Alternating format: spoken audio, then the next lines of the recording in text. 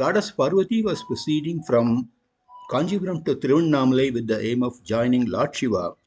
On her way at Valipandal, she made a Shivalingam out of sand but had no water for Abhishekam, so she asked Lord Muruga to make arrangements for water.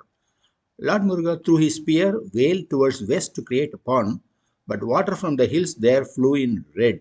It was because the blood oozing out of 7 sages who were performing penance there killed them inadvertently.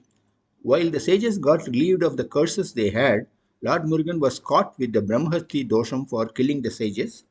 The river Cheyyar is believed to be the Tirtham created by him, Sai, child, representing young Murugan, and Aru means river in Tamil.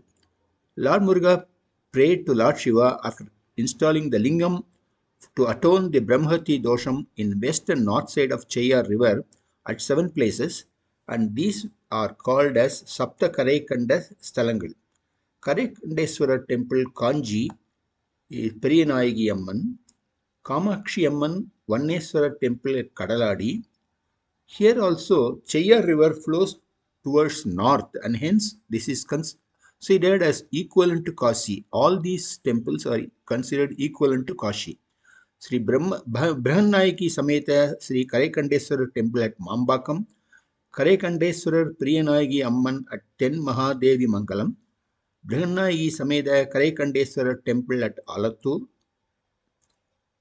Brahannayagi Sameta Karaikandeswarar temple at Poondi, Kuruvimalai Karaikandeswarar temple, Adi Karaikandeswarar Ambal Priyanayagi Amman. Details of all these temples with contact phone numbers of Gurukuls are given in my blog. Web link is given in the description box.